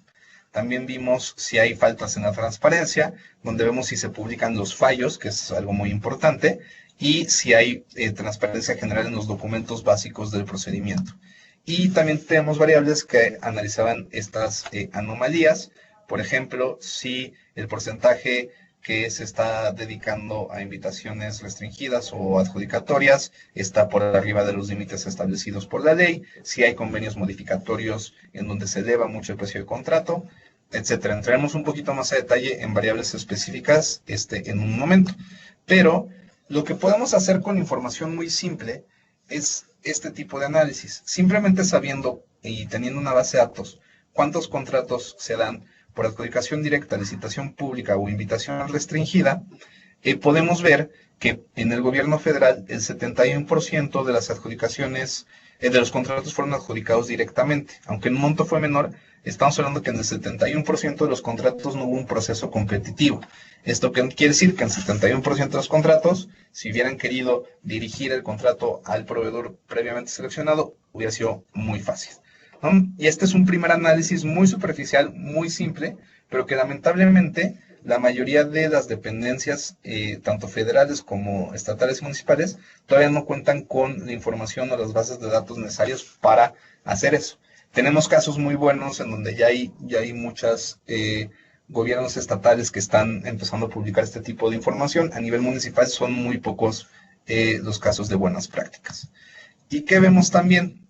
Cuando tenemos que el 71% de los contratos se da por adjudicación directa, vamos a ver este tipo de grafiquita. Y esto es muy importante, ¿por qué? Porque lo que estamos viendo a nivel federal es que los contratos se concentran en pocos proveedores. Aquí estamos viendo las ganancias de las 73 empresas proveedoras más importantes en 2012 en azul, y en 2012 en azul, y las que fueron las 73 empresas más importantes en 2016 en rojo. Cuando se concentran los contratos en pocos proveedores, hay una de dos explicaciones. O es porque la empresa es muy buena y en verdad es tan buena que gana y es muy competitiva, entonces qué bueno que esté ganando contratos. O la segunda es que hay un acuerdo entre los proveedores y el gobierno. En este caso lo que vemos es que las empresas que eran más importantes, o los proveedores más importantes de 2012, en 2012 concentraban el 29% de los recursos destinados a compras públicas. Y para 2016 concentraron solo el 2%. Y lo mismo del otro lado, las empresas que en 2016 fueron las más ganadoras, en 2012 no lo eran. Que hubo justo de 2012 a 2013 un cambio de gobierno. ¿Qué nos dice esto? Que cuando hay cambios de gobierno, vemos que las empresas que estaban ganando recurrentemente ya no ganan y que empiezan a llegar nuevos ganadores. Y esto es consistente, esto es nivel federal, pero es consistente en los estados y los municipios. Este indicador que nos muestra así a grandes rasgos es que el hecho de que en este 71% de los contratos no haya procesos competitivos nos lleva a que las empresas más ganadoras no sean ganadoras porque son buenas, sino que sean ganadoras porque tienen palancas en el gobierno, ¿no? Entonces, un primer indicador de riesgo es justamente ver quiénes son estas empresas y cuáles son las relaciones que pudieran tener con el gobierno anterior y con el nuevo gobierno. Y esto solo es posible con un análisis, digamos, profundo de bases de datos, en donde en este caso lo único que necesitamos para hacer este segundo análisis pues es el nombre del proveedor y el monto del contrato, ¿no?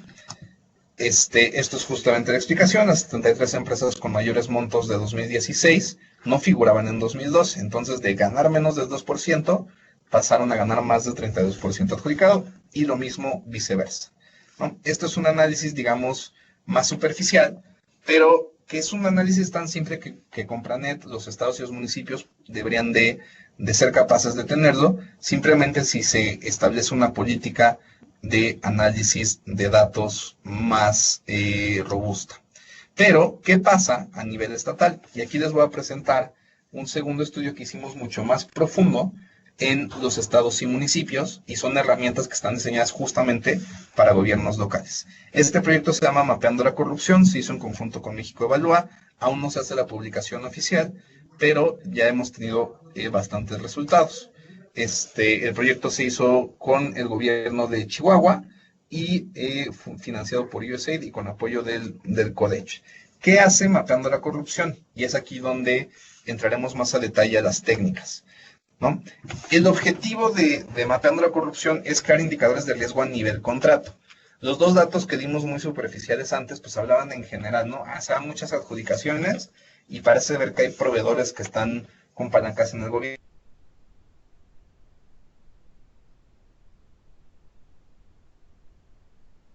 Que nosotros podamos decir, mira, en la pavimentación de la carretera, no sé, de Chihuahua a Cuauhtémoc, hubo un riesgo de corrupción de tanto, ¿no? En lugar de hablar a nivel general, ya poder hablar a nivel contrato, ¿qué sucedió? Y esto a través de una política de captura de datos y una serie de indicadores. Y el objetivo de Mapeando es ayudar a que gobiernos generen sus propias bases de datos de compra, si es que no las tienen ya, y le puedan dar un uso muy específico, que es la detección de riesgo. ¿Qué hicimos? Generamos digitalizamos y analizamos todos los procesos de compra de Dichife entre 2014 y 2018. Estos están en un archivo muerto, los fuimos a escanear, hicimos las bases de datos, y aunque suena, por ejemplo, un trabajo muy fuerte, de crear una base de datos de 1.247 contratos, la verdad es que lo hicimos en un periodo ya con información, con los documentos. Nos tomó tan solo una semana capturar información de un año de compras, ¿no? En un mes tuvimos toda la información en bases de datos utilizando nuestras herramientas de captura. Capturamos información, ¿con qué propósito? Con generar indicadores, ahora sí, para prácticas específicas de corrupción. Sacamos 123 datos relevantes de cada proceso de compra pública. Entonces analizamos, en el caso de una licitación, no más de 10 documentos. Entonces vemos el oficio de eficiencia presupuestal, la convocatoria, la junta de aclaraciones, el acta de apertura, el fallo, el contrato, el finiquito, ¿no? Y con eso extraemos simplemente fechas, nombres y montos. Y vamos a poder generar indicadores de prácticas específicas, que son las que están ahí abajo. Favoritismo, concursos dirigidos, contratos fraccionados, sobrecostos, sobreprecios, plazos cortos, colusión y empresas fantasma. Les voy a mostrar muy sencillamente y muy superficialmente cómo se calculan estas cosas y los resultados.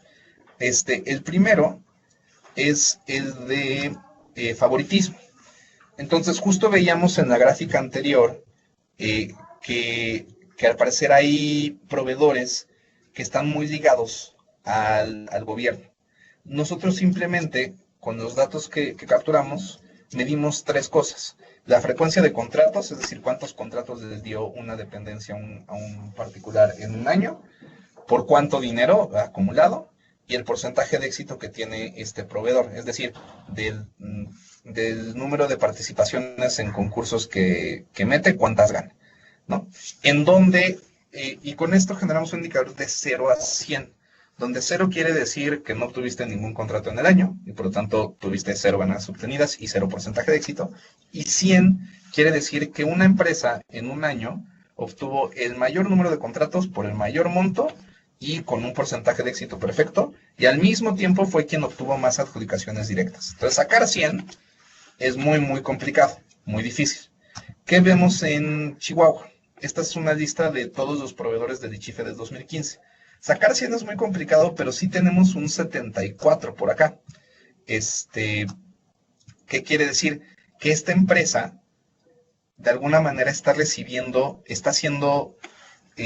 si no favorecida, está ganando anormalmente. Vemos en la gráfica, en el color verdecito, pues digamos, una distribución casi normal del resto de los proveedores que están ganando más o menos lo mismo, habrá unos más chiquitos, más grandes, y de repente tenemos 3 empresas que se disparan. Bueno, entonces, este indicador lo que nos permite es enfocarnos en qué está pasando con estas 3 empresas. ¿Por qué están ganando tantas adjudicaciones? ¿Hay alguna relación? ¿Cuáles son los beneficiarios finales? Entonces, en lugar de intentar analizar el 100% de todo, pues quizás no sea lo mejor dirigir una auditoría a alguien que sacó un 4, ¿no? Pues mejor vayamos a una auditoría y empecemos a analizar cuáles son las relaciones de quienes sacaron 74, 65 y 58. Entonces, estos indicadores nos arrojan estas calificaciones para la empresa en específico. Pero también, como les dije hace poco, queremos ver prácticas a nivel contrato. Y esto una vez más es simplemente para hacer alusión a la gráfica pasada. Lo que vimos del cambio de gobierno y cambio de compadres, como nos gusta decirle, se repite también a nivel dependencia en Chihuahua. Vemos que las empresas más ganadoras en la administración de Duarte, esto quiere decir quienes en 2014, 15 y parte del 16 estuvieron en rojo, como está acá atrás, esas empresas acumularon en 2014 y 2015 más o menos el 40% del monto adjudicado por el Dichife.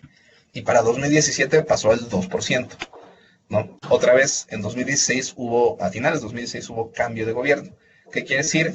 Que estas empresas que están acá en rojo dejaron de ganar súbitamente, lo cual nos da un poco más de elementos para decir que no estaban ganando porque fueran buenas, sino porque tenían alguna relación, y entonces, como autoridad, podríamos entonces intentar buscar cuál es la relación que hay entre el gobierno y estas dependencias. Pero también vamos a ver indicadores a nivel contrato. Tenemos el de concurso dirigido, ¿no? Lo que decíamos hace rato. Nosotros ya queremos que gane un proveedor, entonces vamos a modificar las bases y los requisitos para que se cumplan, para que estén hechas a la medida de cierto proveedor. Y esto es muy común en todos los rubros del gasto, ¿no? Hablamos hace rato de patrullas, pero también lo vemos desde el tornillo de la silla, la forma de la mesa, las especificaciones de una computadora. La manera de hacer, de meter requisitos excesivos es muy diversa y por lo tanto para identificarlos es un tanto difícil porque para saber si un requisito es excesivo o no, pues tendríamos que leer todos los elementos técnicos de la convocatoria y ser especialistas al mismo tiempo en electrónica, en ingeniería, en petroquímica, en mecánica automotriz, para saber si es necesario o no. Lo que nosotros vemos mejor es ver la consecuencia y generamos dos indicadores muy sencillos. El de competencia eliminada, esto quiere decir del número de empresas que metió propuesta, digamos de 10 que metieron propuestas, cuántas fueron eliminados, cuántas no fueron solventes. Y la ausencia de competencia, esto quiere decir contra cuántas acabó compitiendo la empresa ganadora. ¿Por qué? No es lo mismo que, digamos, si se meten 10 propuestas y se eliminan a 5, pues tenemos de competencia eliminada un valor del 50%, ¿no? Pero todavía hay otras 4 empresas compitiendo con la ganadora, entonces no es tan grave, por ejemplo, así tenemos 4 propuestas en donde se eliminan a 2, que es el mismo 50%, pero la empresa que ganó solo acabó compitiendo contra una sola. Entonces, es importante tener los dos elementos. Y otra vez, todo esto se alimenta de una base de datos que contiene información básica de cada proceso, ¿no? Aquí, ¿qué necesitamos? Pues muy sencillo, número de propuestas que se emitieron y número de propuestas consideradas solventes.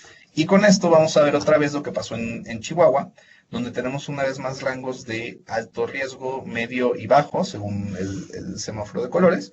Alto riesgo quiere decir que se eliminó la mayoría de la competencia y se acabó compitiendo contra menos de 3 empresas, ¿no? Entonces vemos que es muy elevado el número de licitaciones, en este caso, en donde se elimina excesivamente a los competidores. Y aquí el ICHIFE hace obra pública muy sencilla, que son escuelas, ¿no? Vemos cosas de construcción de aulas, rehabilitación de planteles, cosas que no son, digamos, tan complejas técnicamente y que hay una gran oferta de servicios de proveedores que pueden hacer este tipo de contratos, pero aún así estamos viendo un alto grado de eliminación. Entonces, vemos incluso esta segunda gráfica en donde vemos el porcentaje de licitaciones con una calificación máxima de 100. Una calificación de 100 quiere decir que solo hubo una propuesta solvente, es decir, se eliminó al 100% de la competencia. Son adjudicaciones directas disfrazadas. ¿Qué vemos? Por ejemplo, en 2014, más de la tercera parte de las contrataciones de las licitaciones públicas del ICHIFE se eliminó al 100% de la competencia. Esto nos habla de un riesgo de corrupción altísimo. Entonces, nosotros con este indicador como autoridad, ¿qué podemos decir? Enfoquémonos en auditorías a por qué se eliminó la competencia en este 37% de casos.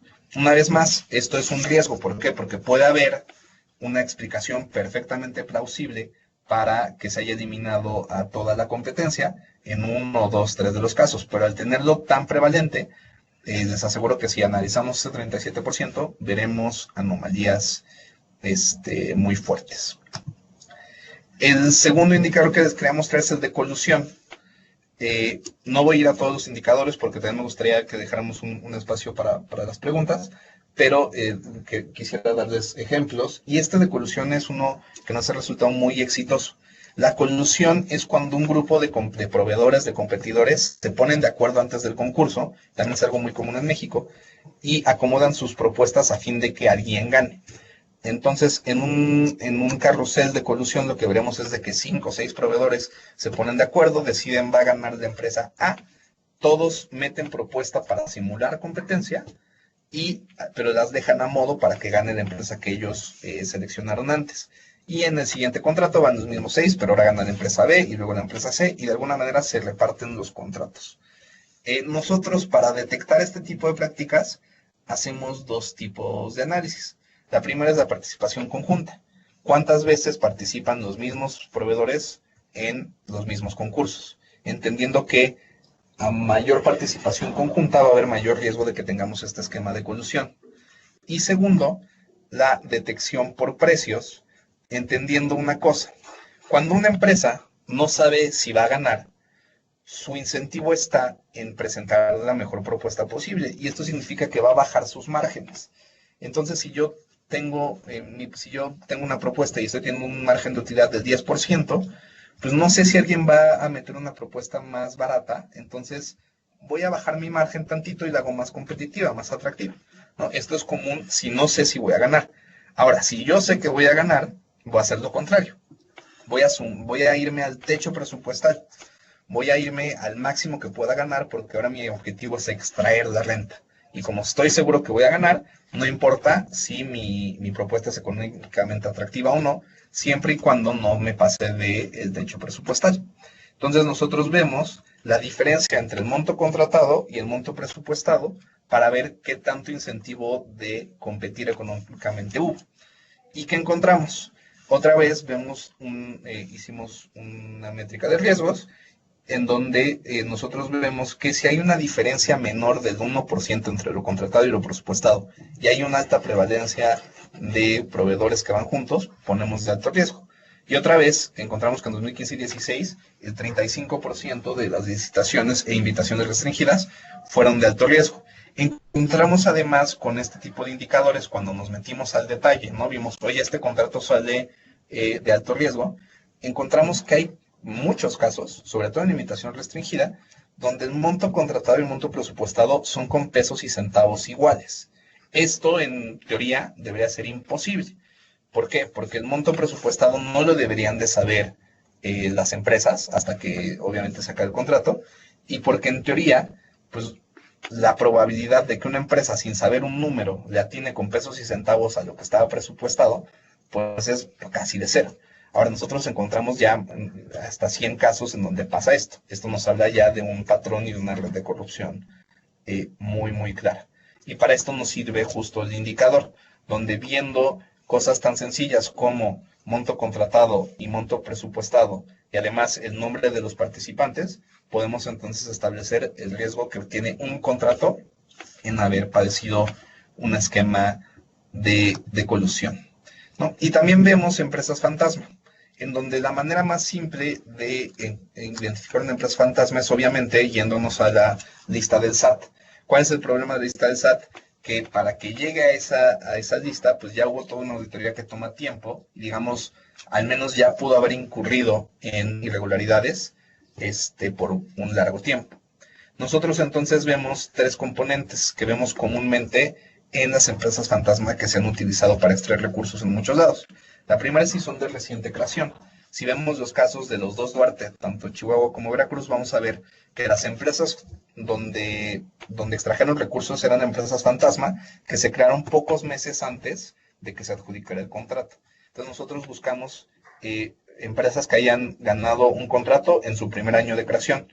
Segundo, vemos también si la empresa se creó durante el primer año de cambio de gobierno, porque es otro periodo susceptible a que empiezan a crear empresas. Y tercero, si los contratos que gana esta empresa han sido por licitación pública o por procesos de excepción. Sí es muy difícil hacer que una empresa fantasma gane una licitación, pero si encontramos entonces una empresa que tiene menos de un año de creación y está ganando adjudicaciones directas muy seguido, entonces podemos poner que tiene un alto riesgo de ser una empresa fantasma. Ahora, esto también implica que castigaríamos un poco a las empresas jóvenes que empiezan a salir a meterse en el mercado, pero por eso mencionamos que es un riesgo, y qué mejor que catalogar una empresa como con un riesgo y después verificar y que no haya sido así. Estos tres indicadores son un ejemplo de cómo con datos muy sencillos en un formato estructurado, en un Excel, pueden ayudarnos a detectar riesgos. Y también una base de datos muy sencilla nos ayuda a hacer este tipo de visualizaciones que son muy útiles. Vemos en el fondo una red de contratos en donde los cuadritos naranjas son las empresas y los azules son los contratos, y si tiene un arito, quiere decir si es adjudicación, limitación o licitación. El tamaño de los cuadros naranjas va a ser cuánto dinero le entró a la empresa en ese año, ¿no? Entonces, esto normalmente es muy sencillo de analizar. ¿Por qué? Porque buscamos ciertos grupitos o clústeres en donde pareciera que hay anomalías, y les voy a dar un par de ejemplos. Primero, la empresa que más dinero recibió en 2016 fue la empresa con mayor número de adjudicaciones directas, ¿no? Entonces, aquí simplemente con la visualización, si buscamos a la empresa más grandota en el cuadrito naranja y vemos cómo han estado sus contratos, pues vamos a ver que hay un problema, ¿no? Porque que la más ganadora sea la que más adjudicaciones directas se les da, pues habla de que hay problemas de competencia económica y es un alto riesgo de favoritismo. Y si al mismo tiempo vemos, aquí lo que hicimos fue cambiar, ahora el azul es el tamaño del contrato, vemos que la única licitación en la que participó esta empresa resultó ser la más grande de todo el año de esa dependencia y fue la única en la que esta empresa compitió y sorpresivamente ganó, ¿no? Entonces nos permite ver o identificar casos en donde pudiéramos después profundizar en los contratos, ¿no? Y siendo la licitación más grande, solo otras 2 empresas participaron. Entonces, nos ayuda a visualizar mejor en dónde podríamos concentrar esfuerzos de auditoría. Y también nos ayuda a ver casos de colusión. Aquí la línea roja quiere decir que se ganó el contrato y la gris que participó. Lo que vemos aquí en el centro son 6 contratos, son 6 invitaciones restringidas con número de serie consecutivo, que incluso se firmaron todas el mismo día. Y vemos que invitan a las 3 mismas empresas. Cuando vemos quién gana, vemos que una empresa la gana la de arriba, que es Stahl, 2 las gana abajo a la derecha, 2 abajo a la izquierda, y cuando vemos los montos que terminan ganando las empresas son muy similares, son casi lo mismo. Esto es un indicio muy fuerte de que en este caso pudo haber habido colusión. Entonces nos permite, además de apoyarnos con el indicador que ya teníamos, mostrarlo visualmente y entonces ver qué pasó en estos contratos y si pudo haber habido algún tipo de dinámica de corrupción. Entonces, todo esto, que por momentos pudiera llegar a parecer complejo, son de hecho análisis muy sencillos y básicos que se pueden hacer partiendo de una base de datos estructurada, ¿no? Y nos permite también hacer análisis muy sencillos que entonces nos sirven para enfocar auditorías. Si tenemos una base de datos muy sencilla donde hacemos este tipo de análisis con fórmulas un tanto básicas, podemos entonces ayudarle a una Contraloría Interna, a una auditoría, a decirle, oye, mira, concentra tus esfuerzos, porque obviamente nadie tiene la capacidad de auditar cada peso gastado.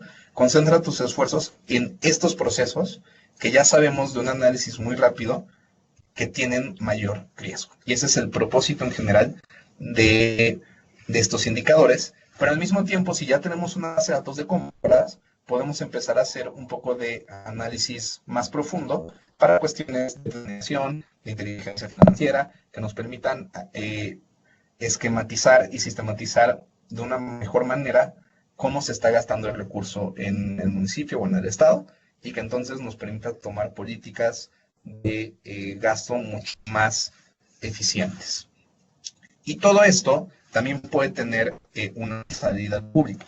Entonces, en el proyecto nosotros generamos estos indicadores muy sencillos, toda la documentación es pública, se las podemos hacer llegar, pero lo que queremos es pasar a una plataforma digital que sea automatizada con datos en tiempo real, ¿no? Y incorpore tecnologías como blockchain, y eso es algo que ya estamos haciendo en Chihuahua y en distintos municipios, y en donde estamos justo abriendo la invitación a cualquier gobierno que esté interesado en participar. Cómo funciona es que tenemos una plataforma, y estos son screenshots, muy accesible con salida al público. Esta todavía no ha sido la presentación oficial, entonces no estén links públicos, pero lo que queremos es que las autoridades y los ciudadanos puedan acceder rápidamente a las compras. Entonces tenemos toda la información en un mapa de obra pública. También se puede hacer en adquisiciones, pero las obras se ven georreferenciadas con la información de la base de datos y podemos acceder muy sencillo a la información de cada contrato, ¿no? Entonces, dando clic a cualquier puntito, podemos ver en específico que la rehabilitación de baños, suministros de agua y pintura en la primaria Juan Mata tuvo un riesgo muy alto de requisitos a modo, y ahí mismo podemos entrar a la documentación del proceso para identificar qué sucedió. Este tipo de herramientas nosotros las estamos abriendo a los gobiernos interesados, y todo funciona a través de un portal de captura, donde también se muestra en las redes, en donde con formularios electrónicos muy sencillos, ya sea ONGs interesadas o gobiernos interesados, suben información y se arrojan estos resultados. Y nosotros como INCO, así como Ramiro seguramente les platicó en el índice de transparencia presupuestaria, nosotros ofrecemos obviamente la capacitación para poder tener este tipo de herramientas sin ningún costo, y también se hace la capacitación para la interpretación de resultados, y que podamos de alguna manera utilizar este tipo de herramientas para los objetivos que los gobiernos pudieran tener. Entonces, todo esto son las metodologías que hemos nosotros diseñado, pero lo más importante es enviar el mensaje de que en la medida en que se empiezan a generar bases de datos estructurados con la información que queremos, que nos interesa, podemos empezar a hacer relaciones de información que nos permitan detectar corrupción y ayudar entonces a tener un mejor monitoreo del gasto público. Nosotros ponemos nuestras herramientas a disposición, pero también si existen ya esfuerzos en estados o municipios iniciados, también nosotros podemos intentar dar algún tipo de consejo a cómo implementar métricas que nosotros ya tenemos, y que al final lo que nos interesa es que puedan ser aprovechadas por el mayor número de gobiernos y ciudadanos. Con esto yo termino, y me gustaría, si hay tiempo, Mariana, no sé si alguien tenga preguntas o si quieran que profundice en algún tema, con mucho gusto lo hago. Muchas gracias. Perfectísimo, pues muchísimas gracias. Creo que es súper importante este tema como para que los gobiernos municipales y los actores que están involucrados en el ámbito público municipal, que lo conozcan, que lo sepan y que lo implementen, ¿no? En ese sentido, podríamos abrir 10 minutitos de preguntas. Si alguien tuviera alguna, ya saben, por el chat, acá la comentamos y Pablo estará dando respuesta. Creo que Lisbeth tiene una pregunta. Perfecto. Ok, entonces la pregunta es respecto a el uso del estándar de contrataciones abiertas. Sí hubo en un principio el impulso a nivel federal para establecer el estándar de contrataciones abiertas.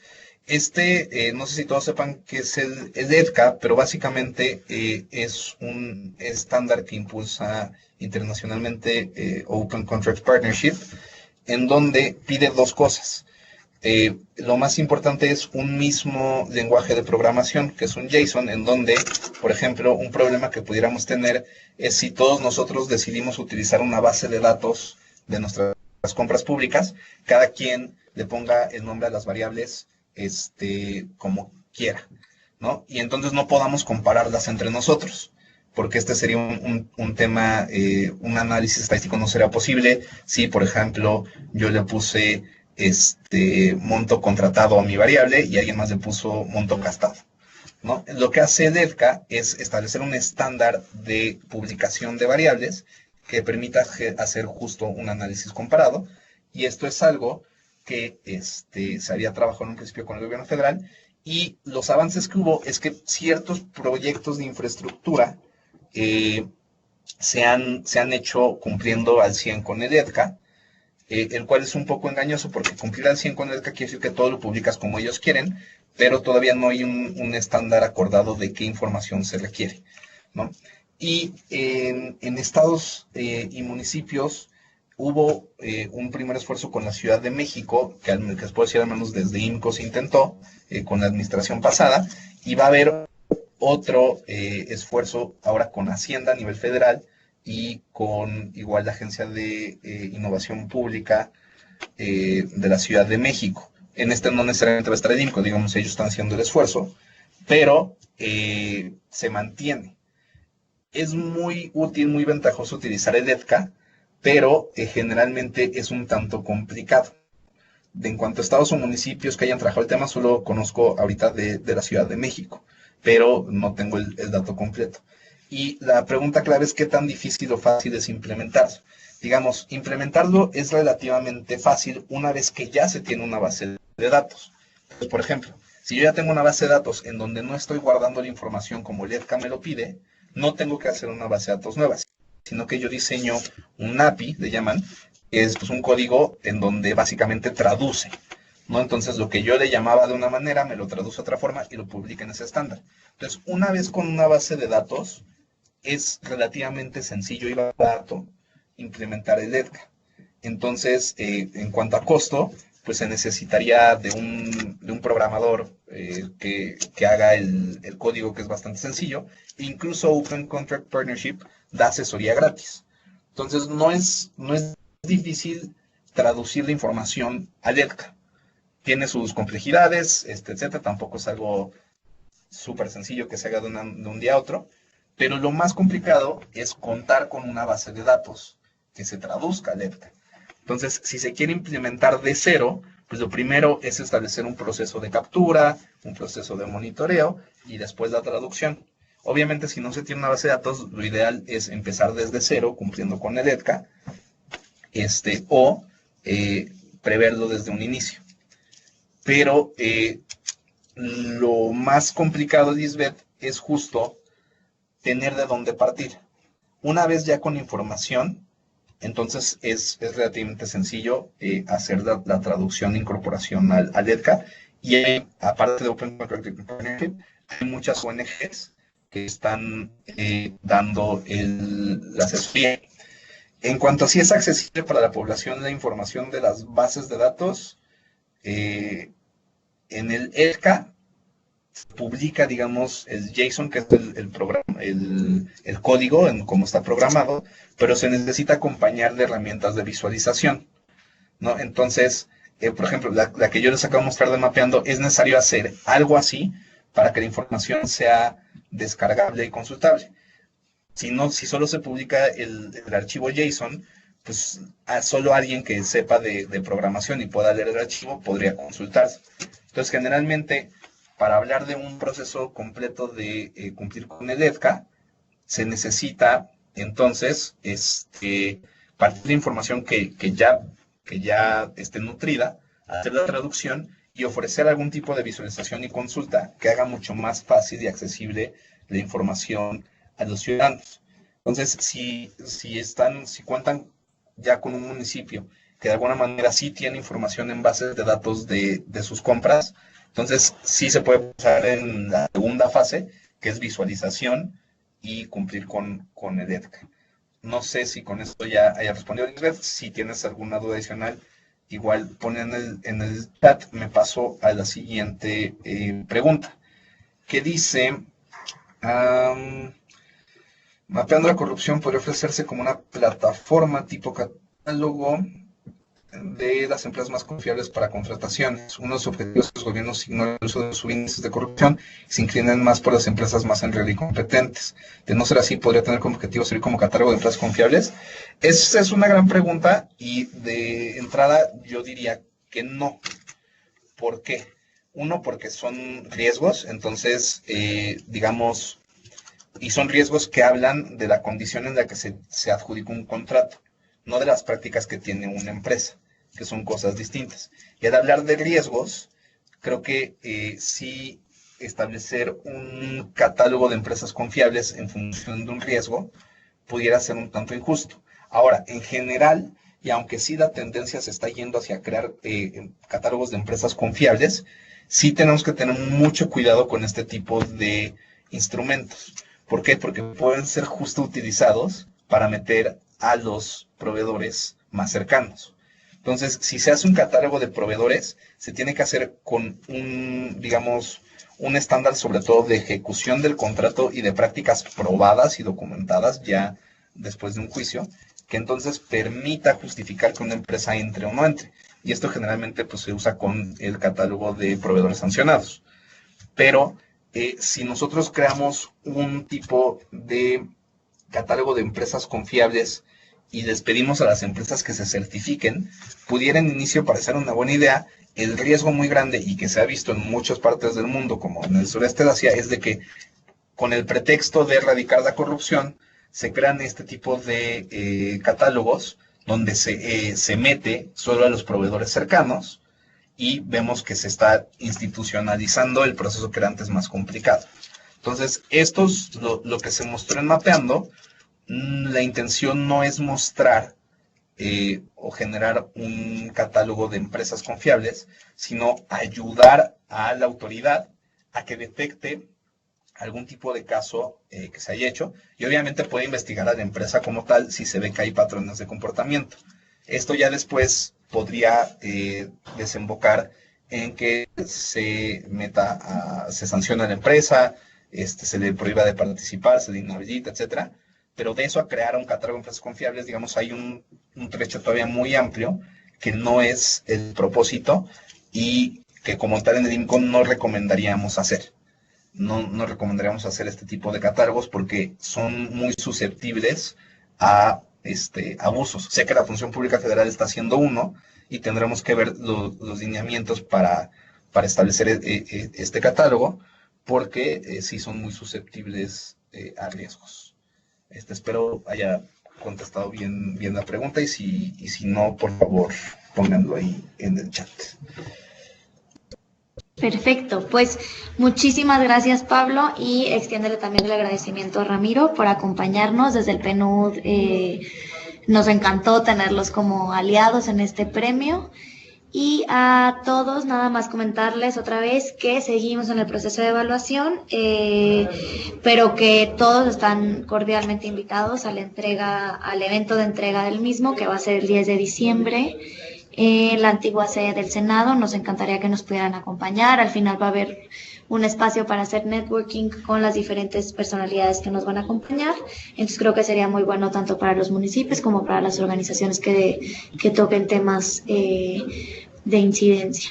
También les recuerdo que es necesario registrarse en el link que les voy a poner o que ahorita les comparto por el chat para la creación del grupo de Facebook y poder seguir en contacto por ese medio. Muchísimas gracias a todos por acompañarnos y estamos en contacto. Muchas gracias, Pablo. Gracias a ustedes, hasta luego. Hasta luego.